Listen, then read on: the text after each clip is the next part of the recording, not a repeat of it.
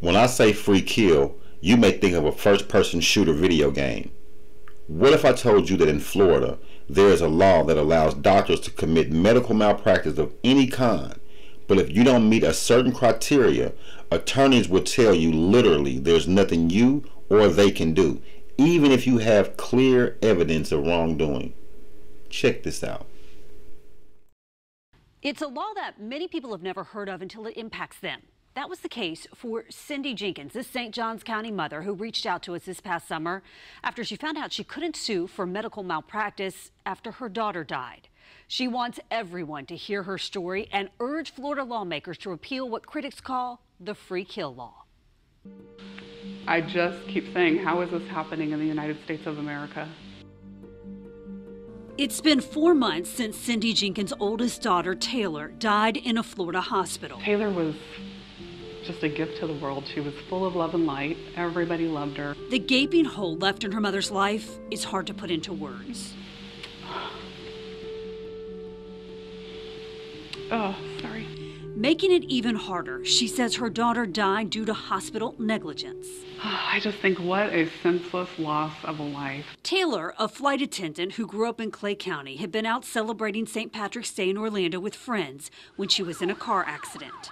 She was on her way home, sitting at her red light with her seatbelt on, doing all the right things, to quote Florida Highway Patrol. And another driver rear-ended her at a pretty high rate of speed. She was rushed to a nearby hospital where she was treated for a traumatic brain injury. So the brain injury appears to have been a misdiagnosis.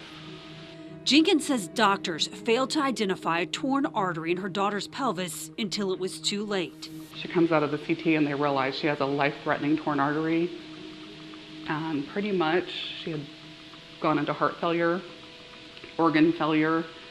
She sustained hypoxic brain injury from not getting blood and oxygen to her brain. How convinced are you the hospital was responsible for Taylor's death? 110%. You can't convince me otherwise. They ran with the brain injury diagnosis, and she laid there and bled internally for hours and hours and hours. Had Taylor died 3 months earlier when she was 24, her mother would have sued. But because she was 25, no attorneys would take the case. And that's when the questions began. How old was Taylor? She just turned 25. Was she married? Not yet. Did she have children? No. We can't help you. And that's when I learned about Florida's free kill law. The law has been on the books since the 90s. It means that you don't have access to the judicial system to hold negligent doctors and hospitals accountable when they negligently kill your family member. So they call them a free kill. Republican Florida Representative Spencer Roach co-sponsored legislation to repeal the law, but it's never passed the state Senate. The living can sue, but the dead cannot. And we call that a free kill because it's virtually free to let the patient expire, but it can potentially be very costly if you save their life. So it's this perverse medical incentive to let someone die rather than try to save their life because you're trying to avoid a medical malpractice suit. The law applies only to medical negligence. It prohibits claims if the person who died is an adult over the age of 25 and has no spouse or children under 25. It's the number one reason we decline medical malpractice cases. There's no recourse for what that doctor did wrong or the nurse or whoever it may be. There's no recourse for that negligence. Attorney Kevin Moore says his office gets calls every day from families stunned to learn that they can't sue for medical malpractice. It's a brother or a sister or an adult child, and their mother or their father just passed away. And you can clearly see that there was medical negligence. I mean, even if they were to absolutely just cut off the wrong leg and you die as a result, no matter how blatant it is, you still don't have a claim if you don't have a spouse or a minor child.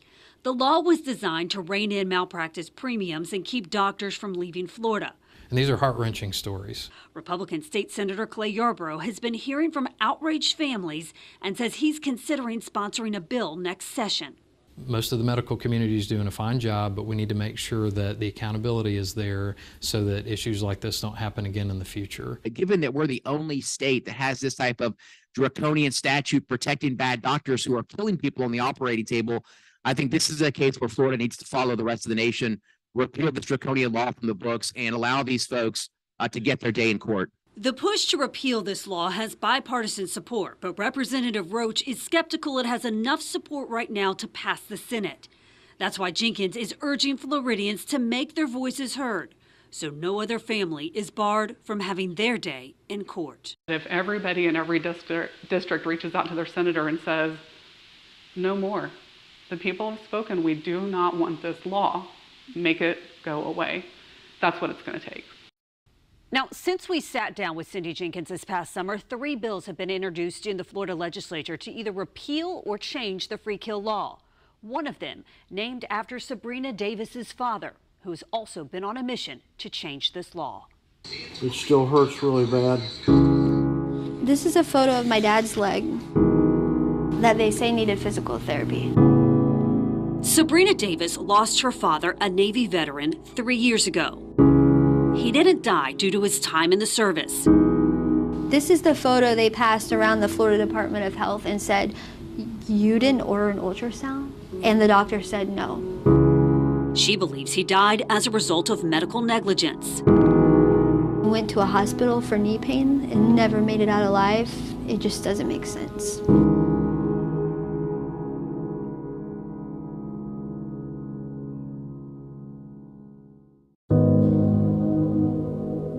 Keith Davis was 62 when he went to the hospital near Tampa in October 2020. Like I said, it won't point straight up. My dad sent me a video of his leg where he actually states he can't point his toes up. That's a classic indication for a blood clot. Despite his documented history of a blood clot years earlier, an ultrasound was never performed. 5 days after he was admitted to the hospital, he died. At that moment, I felt a piece of me just leave my body. Like, I felt like a part of me died too. An independent autopsy revealed what the doctor failed to detect caused her father's death. And they said, Sabrina, your dad had a 9-inch long blood clot in his left leg. A piece broke off, went straight to his chest, and it killed him.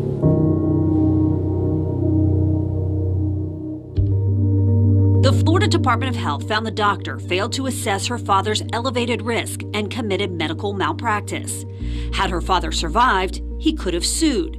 But because he died and wasn't married and didn't have any minor children, his family was barred from filing a medical negligence case, all because of a Florida law that's been on the books since the 90s. The free kill law basically states that if you are in Florida, doesn't matter if you're a tourist or you live here, if you are single, divorced, or widowed and have no minor child under the age of 25 and you die of medical malpractice, there is no one who can sue the doctor at fault. The law was created to help keep medical malpractice insurance premiums from rising so doctors wouldn't leave the state. Andy Boland, an attorney who represents healthcare providers, thinks it's a fair law and believes if it's repealed, it would further strain the medical system. If you have a system in place where you think you have curtailed the exodus of doctors from the state, I think it's dangerous to start removing those protections and then finding out whether or not, in fact, we needed them. But for Sabrina, it's about holding doctors accountable. And in her father's case, she doesn't think the Department of Health did enough. They gave him a $7,500 fine and continuing education classes. To me, that's not enough. Since her father's death, she's been fighting to change the law. She and her son sharing their story with lawmakers around the state, determined to make a difference. This month, a bipartisan bill bearing her father's name, the Keith Davis Family Protection Act, was introduced into the Florida House to repeal the law. I miss my dad. I miss being a mom to my son. And fighting this has taken so much time away from my life. But I think my dad would be proud. And maybe it would complete the promise to the oath that he took, that he will give his life when it comes to life or death, if it means freedom for the people. State Senator Clay Yarborough voted twice when he was in the House to repeal the free kill law. It never passed. Now he has introduced a new bill in the Senate to change the law, and it's getting mixed reaction. And knowing that my child, before I could even make it to Orlando from Jacksonville, was being failed by the very people who took an oath to do no harm. Since Cindy Jenkins' daughter Taylor died this past spring in a Florida hospital, she's been fighting to change a state law that's been on the books since 1990. I'm on a mission to hold them accountable through the justice system, and I find out you don't have access. Taylor had just turned 25 months before she was in a car accident and rushed to the hospital. Her mother says doctors failed to recognize a torn artery that led to internal bleeding until it was too late. So, I not only lost a child that day, I lost one of my best friends.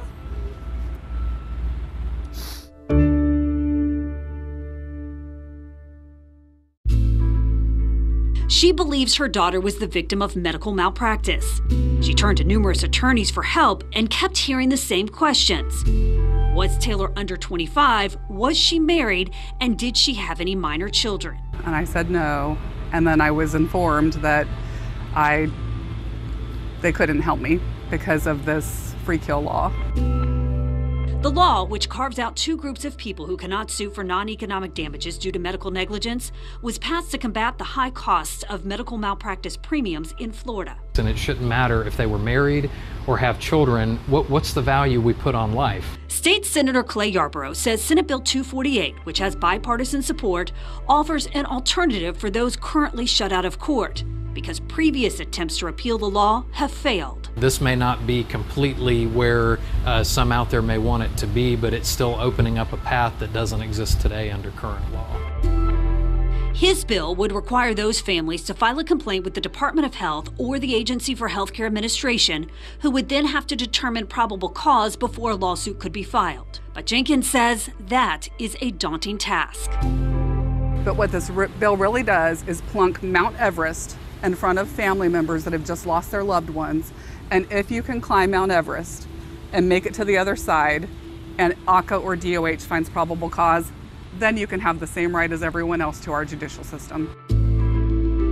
Two other bills have been filed in the Florida House to change the law. House Bill 129 would outright appeal it. House Bill 77 would remove the provision that prohibits parents of adult children from recovering certain damages in medical negligence suits. The entire law needs to go. The entire thing needs to be repealed.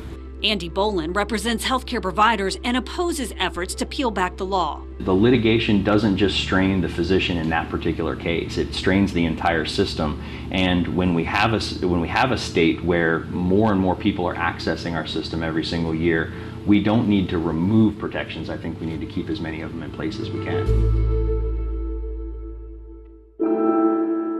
Jenkins is fighting to change the law, knowing that repealing it won't change her situation, but hoping to prevent other families from enduring her pain. I never want another family member to experience this, and I can't say enough, if the tables were turned and I had been the free kill, my girls would not be able to handle this.